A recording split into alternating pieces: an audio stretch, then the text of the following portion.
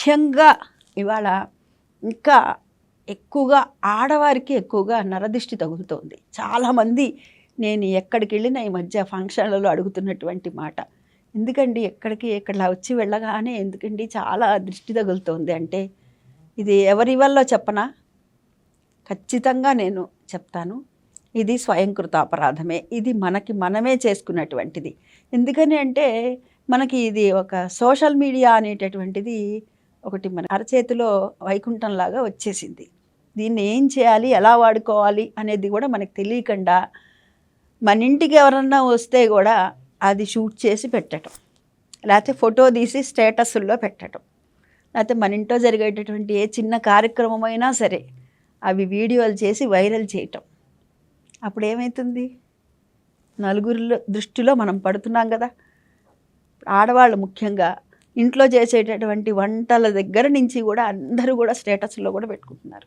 అవునా? ఇది ఎక్కడి నుంచి మొదలైంది, ఎప్పటి నుంచి మొదలైంది అని అంటే, నేను గమనించినంత వరకు బిఫోర్ కరోనా లేదు, ఆఫ్టర్ కరోనా తర్వాత నుంచి. అంటే కరోనా సమయంలో ఏమీ తోచక రకరకాలైనటువంటి వంటలు చేసి ఏం చేయాలో తెలియక అట్లా స్టేటస్లో మేము ఇవి చేసాం, మీరు ఇది చేశారని పెట్టుకున్నారు.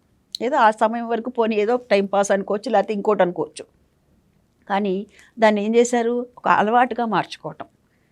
చీరలు, నగలు, తర్వాత ఇంట్లో కొనేటటువంటి వస్తువులు, వాడేటటువంటి వస్తువులు, ఇంటికి ఎవరన్నా వస్తే ఇంటికి వాళ్ళు మనకేం తెచ్చారు, మనం వాళ్ళకేం పెట్టాము, మనం ఏం తింటున్నామో వాళ్ళకేం పెట్టామో, ఇట్లా ఒక్కటి కాదండి, అంతా కూడాను మనం పబ్లిక్ చేసేసుకున్నాం. మన పెద్దవాళ్ళు ఏం చెప్పారు?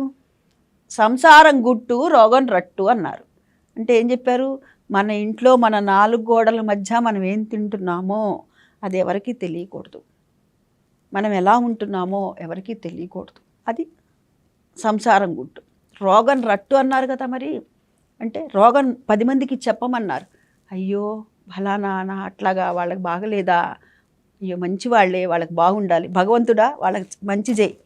ఎందుకని? మనమే కాకుండా మనతో పాటు మన చుట్టూ ఉన్న నలుగురు కూడా మన మంచి కోరుకుంటారు.